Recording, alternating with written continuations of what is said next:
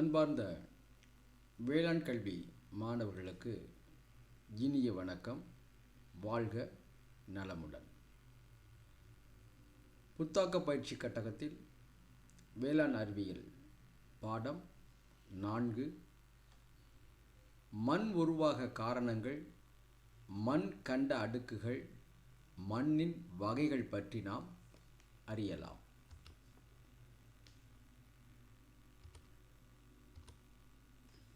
இப்பாடத்தினுடைய விளைவுகள் என்ன? மண் உருவாக காரணங்களை அறிந்து கொள்ளுதல், மண் கண்ட அடுக்குகளை புரிந்து கொள்ளுதல், தமிழ்நாட்டில் உள்ள மண் வகைகளை நாம் தெரிந்து கொள்ளுதல் ஆகியவை இப்பாடத்தினுடைய முக்கிய நோக்கமாக கருதப்படுகிறது. இதன் மூலம் நமது கற்றலின் திறமை வெளிப்படும் என்பது உண்மை. மண்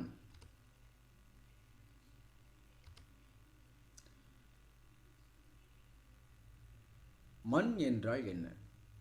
மண் அடுக்கில் கண்ணுக்கு தெரியும் பகுதியை மேல்மண் எனவும், தாவரத்தின் வேர் மண்டலத்தை தாங்கி சத்துக்களை கொடுக்கக்கூடிய பகுதி அடிமண் எனவும் பிரித்து நாம் அறியலாம். மண் உருவாக காரணங்கள் என்ன? 1.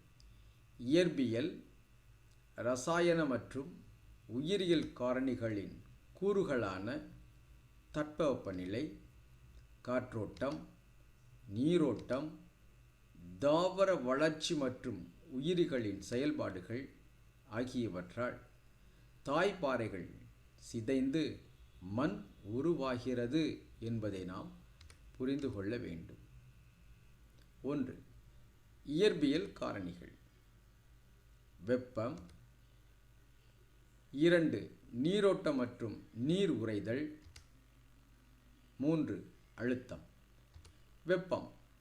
வெப்பத்தினால் பாறைகள் விரிவடைந்து சுருங்குவதால் தகர்தல் ஏற்பட்டு மண் உருவாகிறது என்பதை நாம் அறிந்து கொள்ள வேண்டும். நீரோட்டம் மற்றும் நீர் உறைதல் காரணமாக பாறைகள் சிதைந்து அரிமானம் ஏற்பட்டு மண் உருவாகிறது. அழுத்தம்.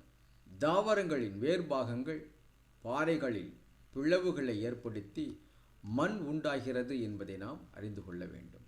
2. இரசாயன காரணிகள். 1.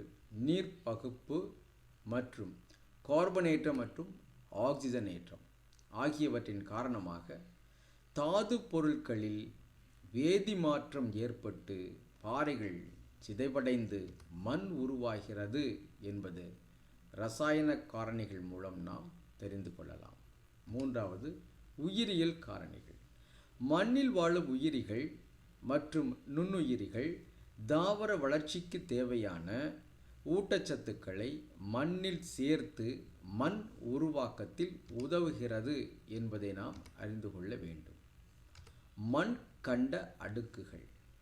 நிலத்தின் மேற்பரப்பிலிருந்து அடியில் உள்ள தாய்ப்பாறை வரை பல்வேறு விதமான படிவுகளுக்கு மண் கண்டங்கள் என்று பெயர். மண் கண்டங்களை ஆங்கிலத்தில் ப்ரொஃபைல் என்று கூறுவார்கள். இது O, A, B, C, R என 5 கண்டங்களாக பிரிக்கப்பட்டுள்ளது. இவற்றில் O, A, B இந்த 3 மட்டுமே தாவர வளர்ச்சிக்கு உகந்ததாக கருதப்படுகிறது என்பதை நாம் அறிந்து கொள்ள வேண்டும்.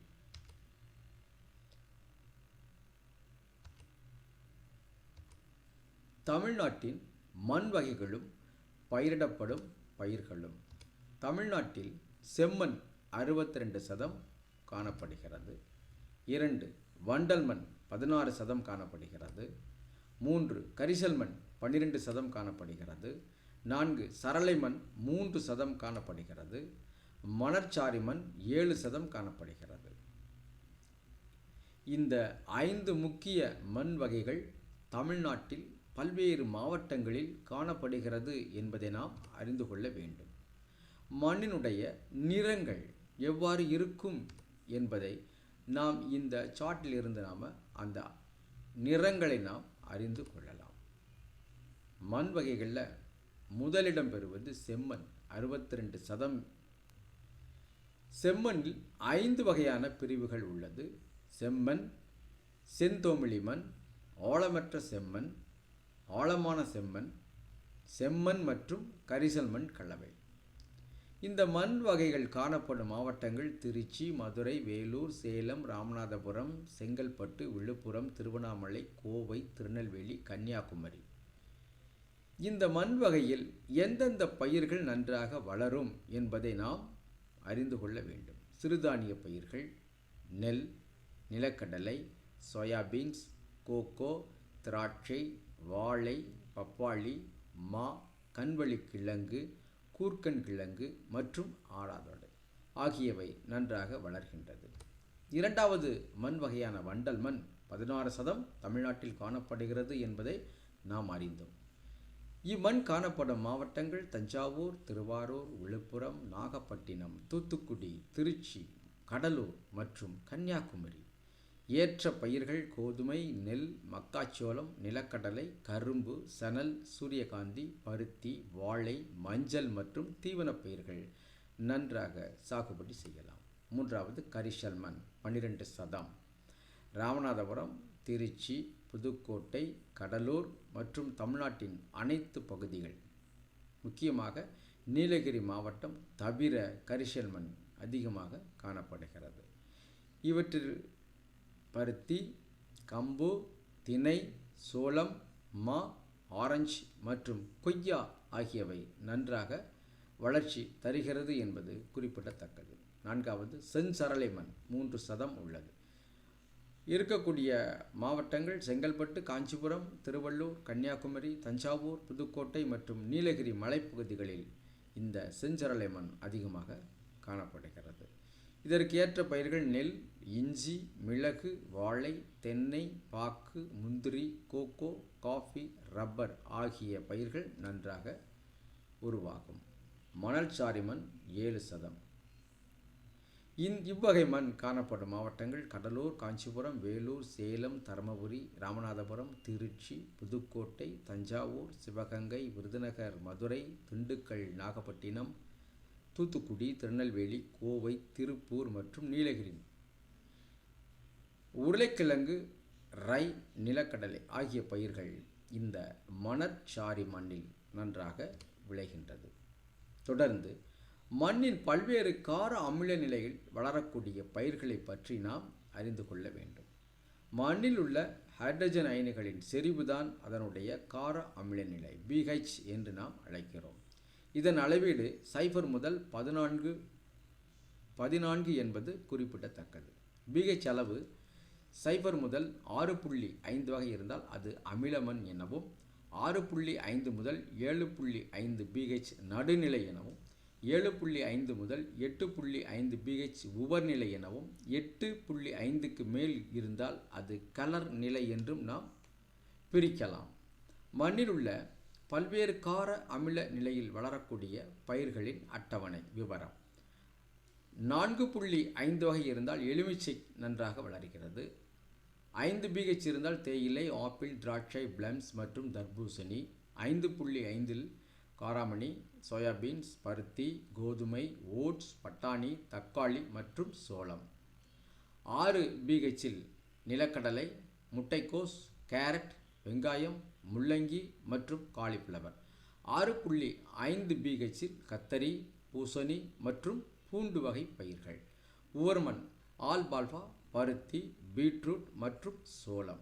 கலர் மண்ணில் மக்காச்சோளம், துவரை, பச்சைப்பயிறு, சூரியகாந்தி, எள், கம்பு, சோளம், தக்காளி, முட்டைக்கோஸ், காலிஃப்ளவர், பூசணி, பாகல், பீட்ரூட், கொய்யா, வாழை, தென்னை, திராட்சை மற்றும் மாதுளை நன்றாக வளர்வதாக ஆராய்ச்சியின் மூலம் நிரூபணம் செய்யப்பட்டு நம்மளுக்கு அட்டவணையாக வெளியிடப்பட்டுள்ளது. மதிப்பீடு செய்தல். ஒன்று, மேல்மண் அடிமண் என்றால் என்ன? 2, மண் உருவாக காரணமான இயற்பியல் காரணிகள் 3 கூறுக. 3, மண் கண்டங்கள் என்றால் என்ன? 4, மண் கண்டங்கள் எத்தனை வகைப்படும்? 5, எந்த மண் கண்டங்கள் பயிர் வளர்ச்சியில் பங்கேற்கின்றன? 6, தமிழ்நாட்டில் காணப்படும் 5 மண் வகைகள் யாவை? 7, செம்மண்ணில் பயிரிட ஏற்ற பயிர்கள் யாவை? 8, கரிசல் மண்ணில் பயிரிட ஏற்ற பயிர்கள் யாவை? 9, எலுமிச்சை பயிரிட ஏற்ற மண்ணின் கார அமில நிலை எவ்வளவு? 10, கலர் மண்ணில் பயிரிட ஏற்ற பயிர்கள் யாவை? நன்றி, வணக்கம்.